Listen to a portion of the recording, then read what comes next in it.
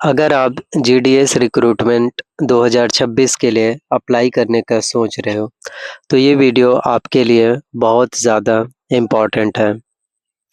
और आज की इस वीडियो में मैं आपको बताऊंगा कैसे अप्लाई करना है, क्वालिफ़िकेशंस क्या होंगे, मेरिट कैसे बनेगी और कौन सी एक छोटी-सी गलती आपको सिलेक्शन से बाहर कर सकती है। जीडीएस ग्रामीण डाक सेवा के 28,740 पोस्ट आप सभी के लिए हैं।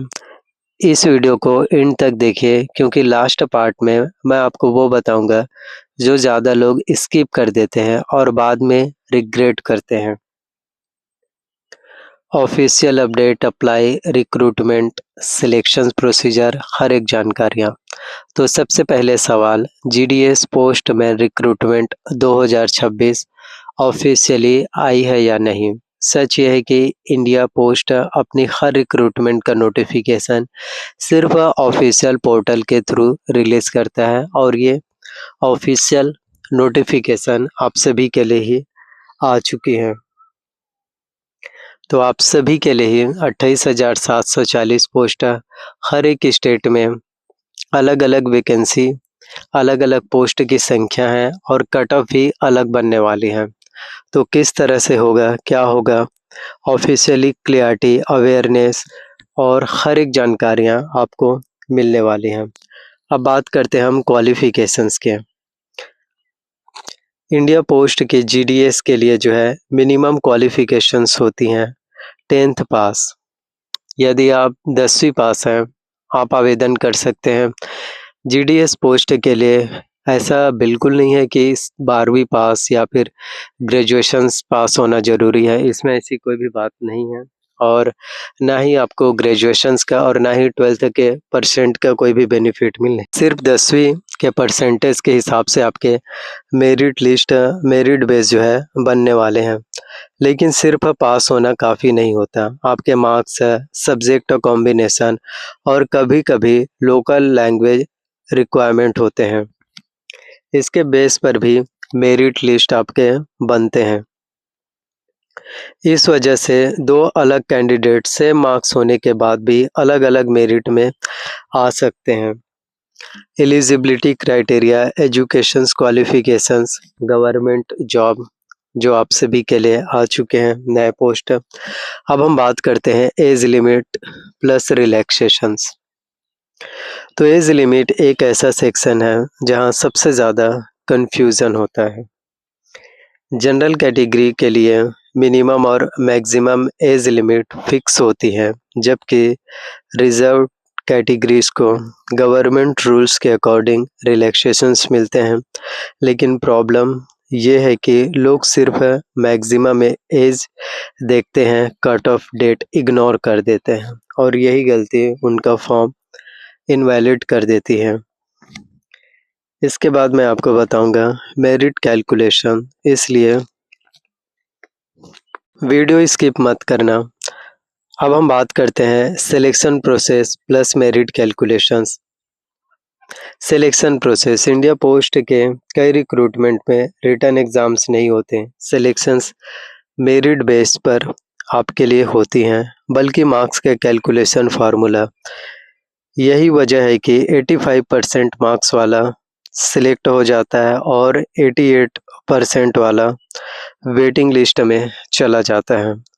और जो लोग मेरिट कैलकुलेशन नहीं समझते, वो रिज़ल्ट के बाद बोलते हैं सिस्टम गलत है, तो उनको बहुत ज़्यादा रिग्रेट होते हैं। इसीलिए बोलते हैं कि वीडियो बिना स्किप किए आपको लास्ट तक ज़रूर देखनी चाहिए, ताकि एक छोटी-सी भी गलतियाँ, एक छोटी-सी भी चूक आपसे ना हो पाए। Form filling step by step.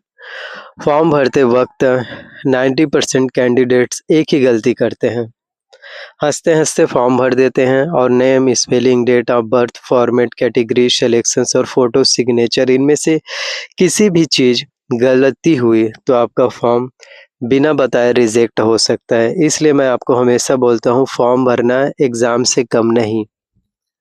तो जितना ज़्यादा आपको फ़ोकस करने चाहिए वो है फॉर्म के ऊपर, क्योंकि फॉर्म ही अगर सही तरीके से और अच्छे से सबमिट होंगे तभी तो आपके मेरिट लिस्ट बनेंगे, तो उसी के अकॉर्डिंग सिलेक्शंस होगा।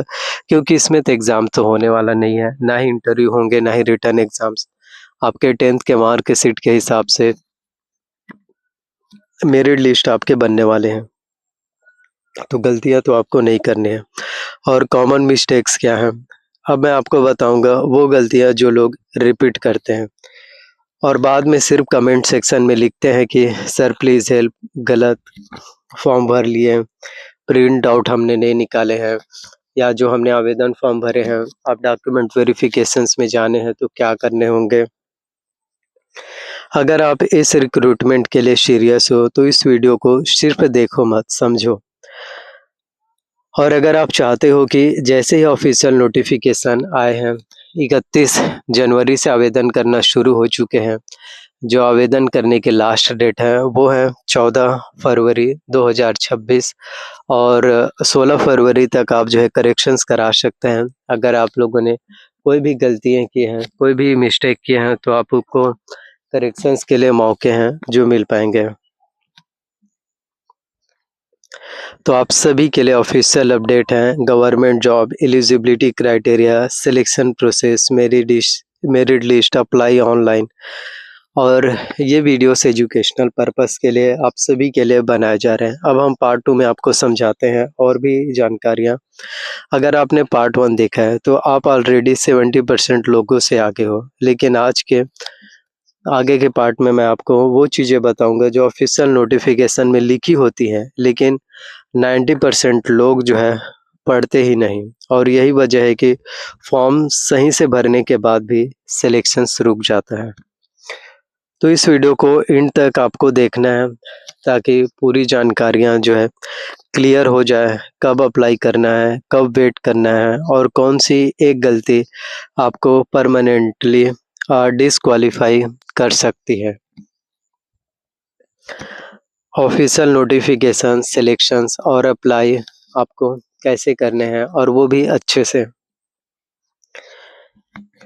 बात रही अब फॉर्म डेट और लास्ट डेट। तो सबसे पहली बात, फॉर्म स्टार्ट डेट और लास्ट डेट सिर्फ़ कैलेंडर की डेट्स नहीं होती। लास्ट डेट के 2 दिन पहले सर्वर स्लो हो जाता है, पेमेंट फ़ेल होने लगता है और लोग परेशान होने लगते हैं, गलत डिटेल्स भर देते हैं। इसीलिए आवेदन करना शुरू हो चुके हैं, तो लास्ट डेट का आपको वेट नहीं करना है कि 14 फरवरी को लास्ट डेट है, तो उसी दिन हम लोग आवेदन कर लेंगे, उसी दिन जो है फॉर्म भर लेंगे। ये गलती आपको नहीं करनी है। लास्ट डेट से पहले ही आपको फॉर्म है जो भर लेने चाहिए, लास्ट डेट के पहले ही, ताकि आपको कोई भी दिक्कतें जो है ना हो सके। और स्मार्ट कैंडिडेट्स लास्ट डेट का वेट नहीं करता, वो अप्लाई करता है जब कॉम्पिटिशन शांत होता है। तो वो ही स्टूडेंट जो है देखते हैं कि भीड़ अब कम है तो वो अप्लाई कर देते हैं। वो लास्ट डेट का बिल्कुल भी वेट नहीं करते हैं, क्योंकि लास्ट डेट का वेट करते-करते आपका डेट ही निकल जाएगा और आप लोग अप्लाई ही नहीं कर पाओगे। और अगर अप्लाई ही नहीं कर पाओगे तो कहाँ से फिर सिलेक्शंस आपका हो पाएगा। जो आपके लिए 28,740 पोस्ट आ चुके हैं, उसमें आपका सिलेक्शंस होना ज़रूरी है। थोड़ी देर में मैं आपको बताऊँगा best day and best time to apply, किस टाइम और किस डेट को आपको अप्लाई करने हैं। आपको ऑफ़िशियल वेबसाइट पर ही अप्लाई करने हैं। इंडिया पोस्ट जैसे डिपार्टमेंट के साइट जो है आपके इंडियन पोस्ट ऑफ़िस जो ऑफ़िशियल साइट है उसी पर ही आपको फॉर्म है जो आपके सबमिट करने हैं। बहुत लोग सोचते हैं कि फॉर्म सबमिट हो गया, अब हमारा काम तो हो गया, मतलब फॉर्म अब हमारे एक्यूरेटली बिल्कुल सही ही हैं। नहीं, एक्चुअल में आपका डॉक्यूमेंट वेरिफ़िकेशंस भी बहुत ज़्यादा मायने रखते हैं।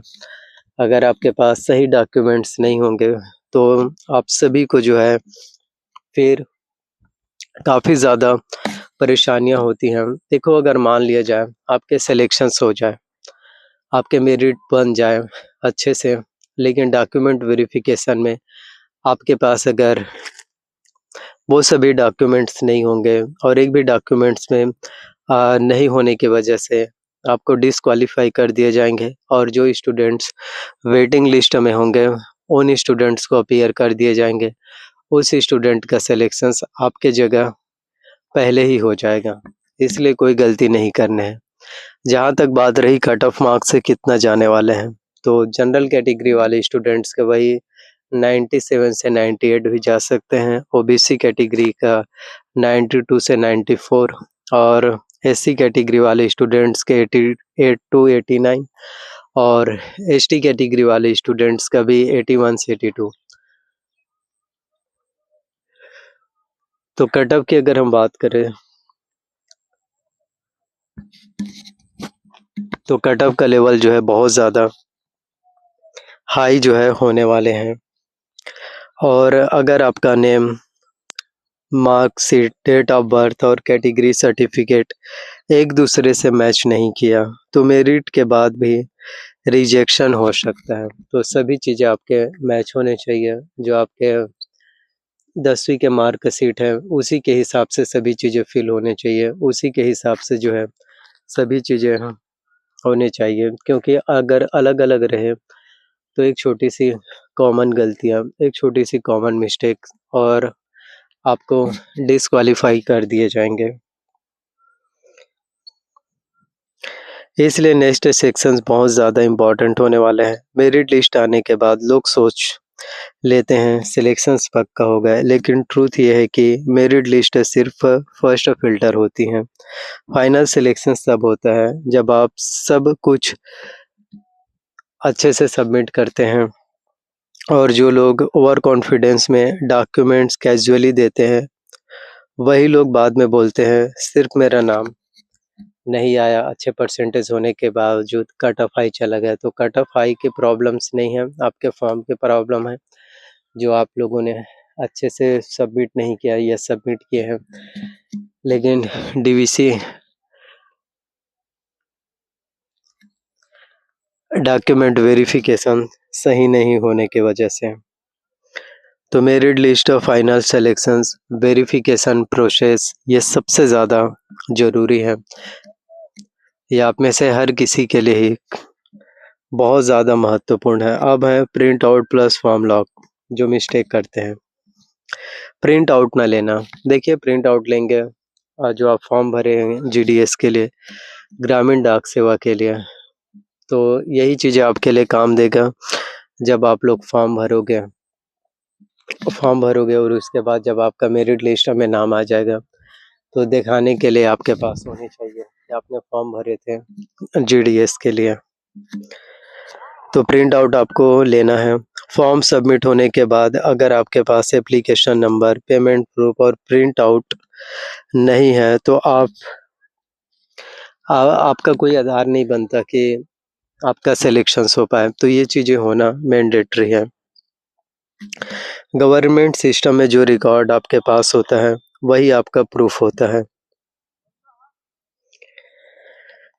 स्मार्ट कैंडिडेट सिर्फ अप्लाई नहीं करते हैं, वो वेट करना भी जानते हैं। नोटिफिकेशन के बाद अपडेट, जो करेक्शंस है वो, और डिस्ट्रिक्ट वाइज मेरिट सब आता है। इसलिए चैनल को फॉलो करो, सिर्फ इंफॉर्मेशन के लिए नहीं बल्कि आप सभी के लिए जो आप लोगों को गवर्नमेंट जॉब के वैकेंसी हो, स्टेट गवर्नमेंट जॉब हो, सेंट्रल गवर्नमेंट जॉब की वैकेंसी के अपडेट वीडियोस जो आप देखना चाहते हो, वो हर एक अपडेट्स, वो हर एक जानकारियां हैं जो आप सभी को मिल सके।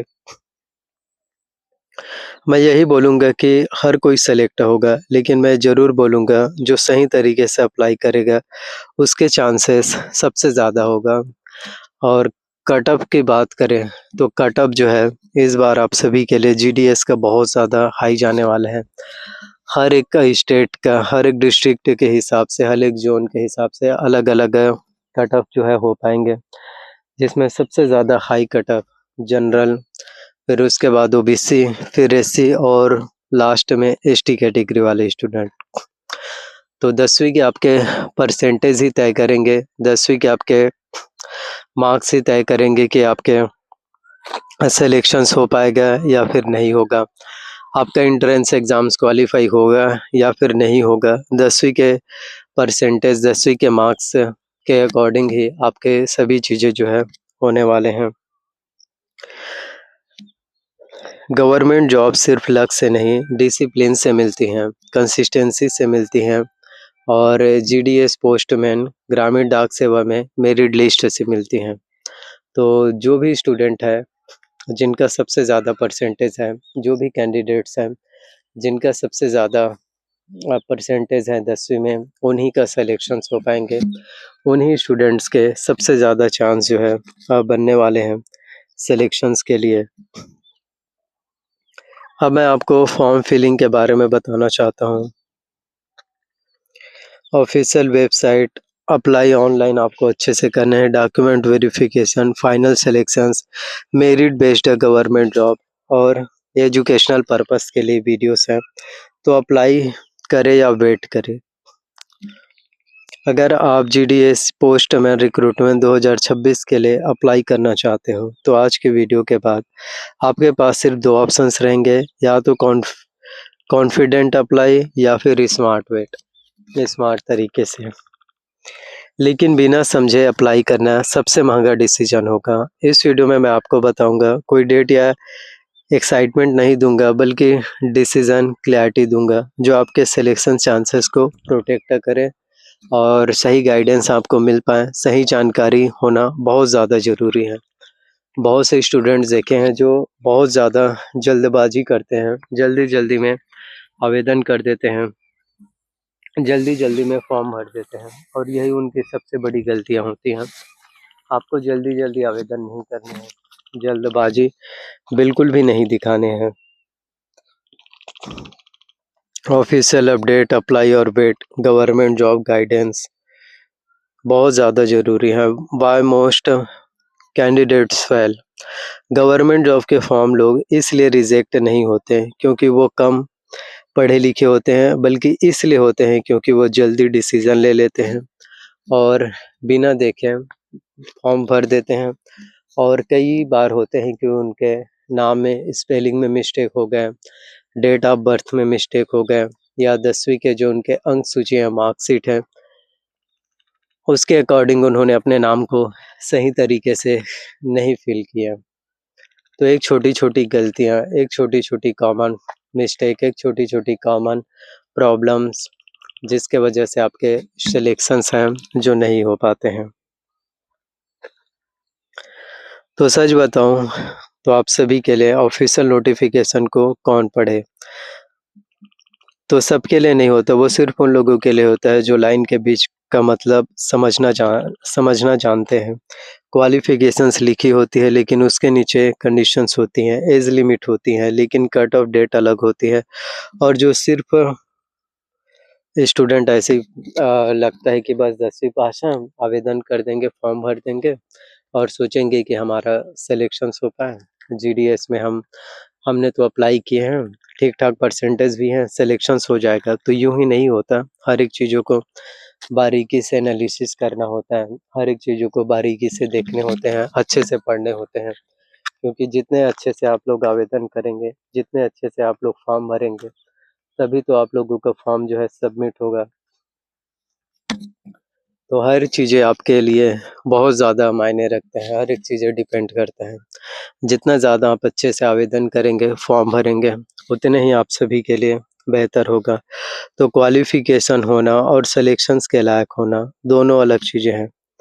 10th पास होना रिक्वायरमेंट है, लेकिन मेरिट बनने के लिए मार्क्स का प्लेसमेंट मैटर करता है। इसी वजह से हर क्वालिफ़ाइड कैंडिडेट सेलेक्ट कैंडिडेट्स नहीं बन पाता।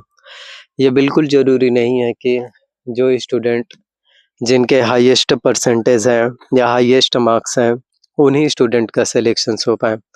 कई बार होता है कि उनसे कम वाले जो स्टूडेंट होते हैं, वेटिंग लिस्ट में जो रहते हैं, उनके सिलेक्शंस हो जाते हैं। सही डॉक्यूमेंट्स होने की वजह से, अच्छे से फॉर्म भरने की वजह से, जो डीवीसी हैं, डॉक्यूमेंट वेरिफिकेशन अच्छे से करने से, तो इन सब चीज़ें से सक्सेस मिलती हैं। इन सब चीज़ों से ही मेरिट लिस्ट अच्छे से बनते हैं और उन सभी स्टूडेंट का फिर सिलेक्शंस होने के चांसेस भी काफ़ी हद तक के जो है फिर बढ़ते हैं।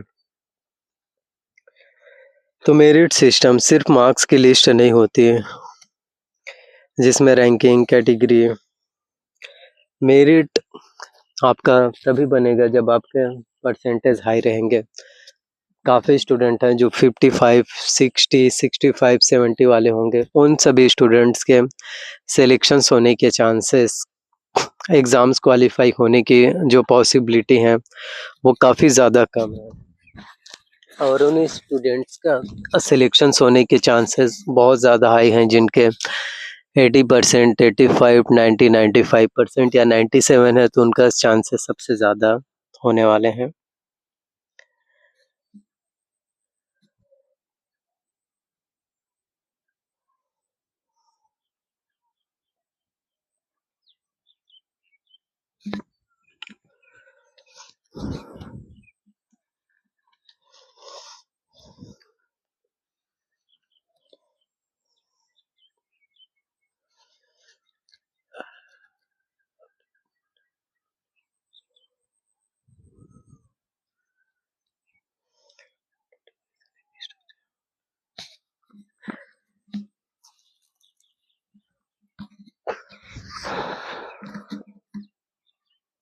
हर गवर्नमेंट नोटिफिकेशन एक ही स्ट्रक्चर फॉलो करता है, लेकिन प्रॉब्लम ये है कि लोग सिर्फ फर्स्ट पेज पढ़ते हैं और लास्ट पेज इग्नोर कर देते हैं। नोटिफिकेशन के 5 मेन सेक्शंस होते हैं। पहला जनरल इंफॉर्मेशन, दूसरा एलिजिबिलिटी क्राइटेरिया, तीसरा सिलेक्शन प्रोसीजर, चौथा इंस्ट्रक्शंस एंड कंडीशंस, पांचवा जो फॉर्म फिलअप का पूरा प्रोसेस होते हैं, कैसे भरने हैं, सब चीज़ें आपको पूरे टर्म्स एंड कंडीशंस के साथ बताई जाती हैं। लेकिन काफ़ी स्टूडेंट्स होते हैं जो फर्स्ट पेज बस पढ़ देते हैं, सेकंड पेज जो है पढ़ते ही नहीं हैं। और जो कैंडिडेट्स 4th और 5th सेक्शंस नहीं पढ़ता, वही बाद में बोलता है, यार हमारा फॉर्म में बहुत ज़्यादा गलतियाँ हैं या हमारा सक्सेस सिलेक्शन से नहीं हुआ, शायद इस बार का कट ऑफ हाई था, इस वजह से वो बाद में रिग्रेट करते हैं। देखो, जब भी गवर्नमेंट जॉब के लिए नोटिफिकेशन आ रहे हैं, आपको जानकारी होना सबसे पहले ज़रूरी है। बगैर जानकारी के आधा-अधूरा नॉलेज से अगर आप फॉर्म भर लोगे, बाकी चीज़ों को इग्नोर करोगे, तो वो चीज़ें सही नहीं हैं। तो इसलिए अच्छे से आवेदन करने हैं आपको। एलिजिबिलिटी सेक्शंस, जिसमें सिर्फ 10th पास लिखने के लिए नहीं होता, उसके नीचे छोटी-छोटी लाइन्स होती हैं, जैसे subject to verification is on cut off date, जो बोर्ड पास है, इन तीनों वर्ड्स को इग्नोर करना सिलेक्शंस के चांसेस को ज़ीरो कर सकता है। और ये बात कोई नहीं बताता, ये बातें आपको कोई नहीं बताता, सिर्फ 10वीं के परसेंटेज से सिलेक्शंस होगा, ये तो है मेरिट बेस के आधार पर, लेकिन उसके अलावा भी आपके डॉक्यूमेंट्स सही होने चाहिए। रोज़गार पंजीयन जैसे कि बहुत ज़्यादा ज़रूरी होते हैं, जब भी आप किसी भी गवर्नमेंट जॉब के लिए अप्लाई करो, जब भी आप किसी भी गवर्नमेंट जॉब के लिए फॉर्म भरते हो, उसमें बहुत ज़्यादा आपके लिए ज़रूरी हो जाते हैं। एज लिमिट पढ़ना सबको आता है, लेकिन कट ऑफ डेट समझना कुछ ही लोगों को। नोटिफिकेशन में लिखा होता है एज इज़ ऑन, और जो कैंडिडेट्स उस एक लाइन को मिस कर देते हैं, उसका फॉर्म सिस्टम ऑटोमेटिकली रिजेक्ट कर देता है। सिस्टम इमोशन नहीं समझता, सिस्टम सिर्फ डाटा मैच करता है कि अगर आपने अच्छे से फॉर्म भरे तो आपके फॉर्म सबमिट होंगे, और अगर आपने नाम में किसी भी तरह से मिस्टेक की है, कुछ भी त्रुटि है, तो नहीं होगा। सिलेक्शन प्रोसेस,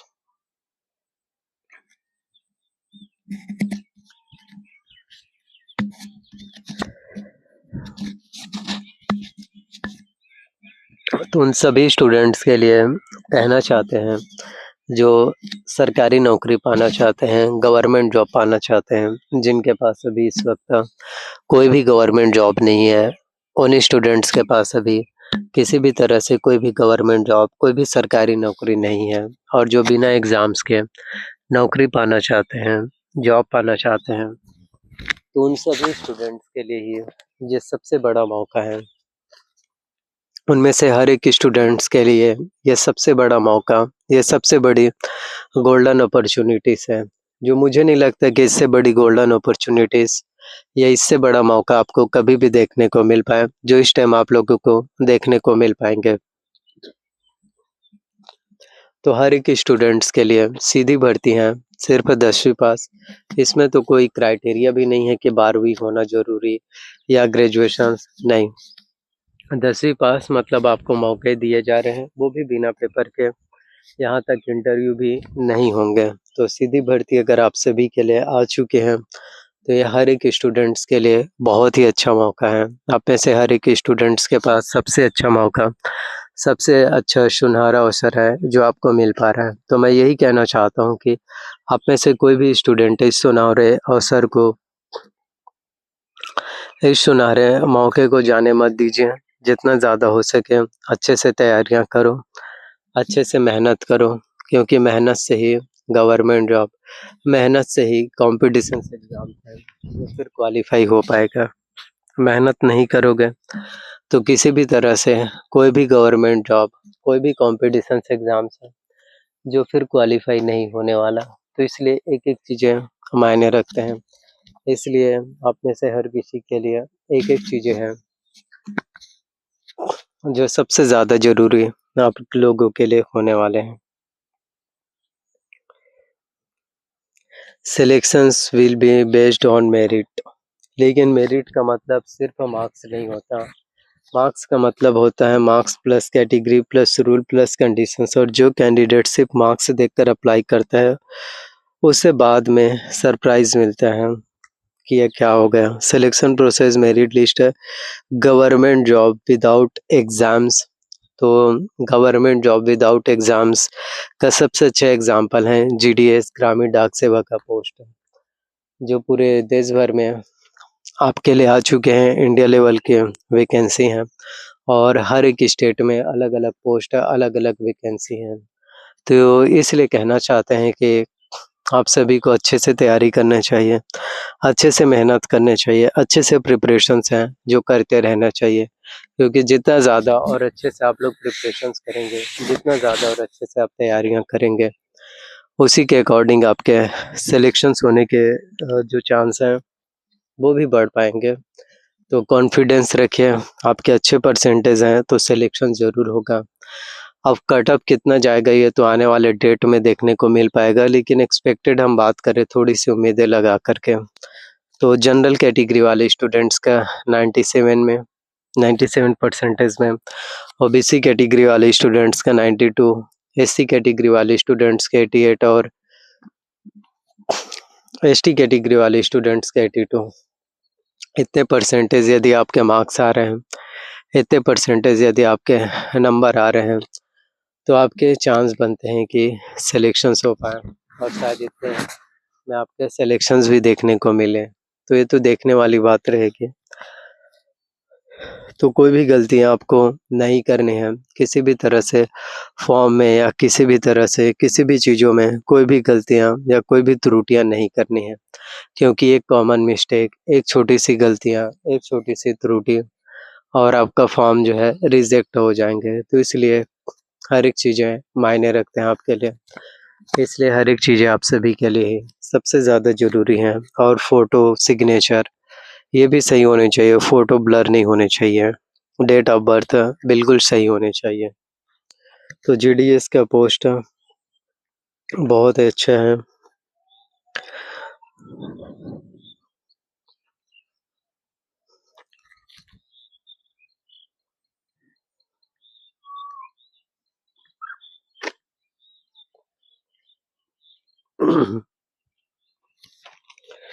तो ऑफ़िशियल नोटिफ़िकेशन जितनी भी चीज़ें हैं, काफ़ी चीज़ें मैंने आप सभी को एक्सप्लेन कर दी हैं, जो भी ऑफ़िशियल नोटिफ़िकेशन के अकॉर्डिंग है। आप सभी और भी देख सकते हैं नोटिफ़िकेशन, और प्रिंट आउट निकलवाना बहुत ज़्यादा ज़रूरी है। सेव करके रख लीजिए, ताकि आप सभी के लिए प्रिंट आउट ज़रूरी रहते हैं, बहुत ज़्यादा मायने रखते हैं। तो हर एक स्टूडेंट्स के लिए, हर एक अभ्यर्थियों के लिए आज की जो पोस्ट है, आज की जो वैकेंसी है, जीडीएस की जो वैकेंसी है, वो सबसे बड़ी भर्तियाँ होने वाली हैं, वो सबसे बड़ी वैकेंसी हो पाएँगे। तो हर एक स्टूडेंट्स के पास मौके हैं, अपॉर्चुनिटीज़ हैं।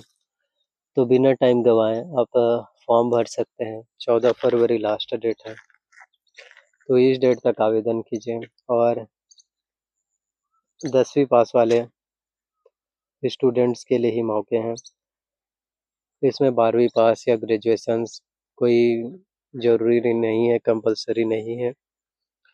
आपके 10वीं के परसेंटेज के हिसाब से ही सिलेक्शंस हैं, वो जो है फिर हो पाएगा। तो अभी आपके पास मौके हैं, अभी आपके पास समय है, जितना ज़्यादा हो सके मौके, अपॉर्चुनिटीज़, वैल्यू और इसकी इम्पोर्टेंस को समझो और कोशिशों के ऊपर लग जाओ।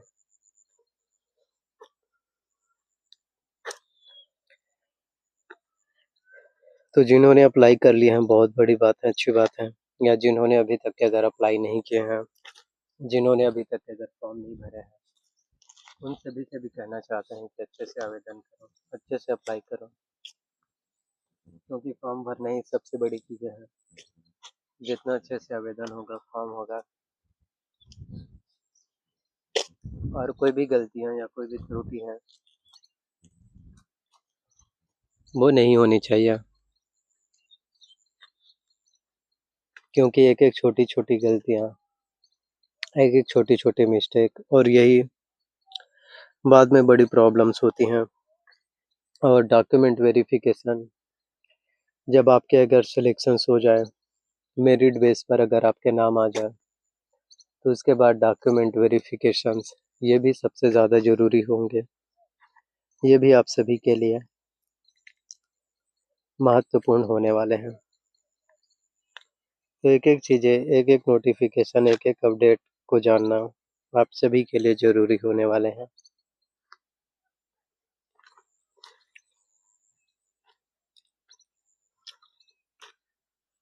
तो 10वीं पास वाले हर एक स्टूडेंट्स के पास मौके हैं। लेटेस्ट गवर्नमेंट जॉब आ चुके हैं।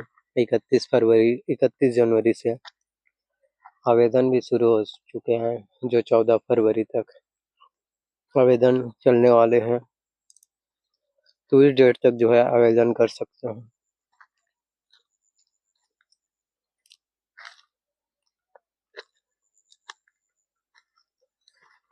उस डेट तक आप फॉर्म जो है भर पाओगे।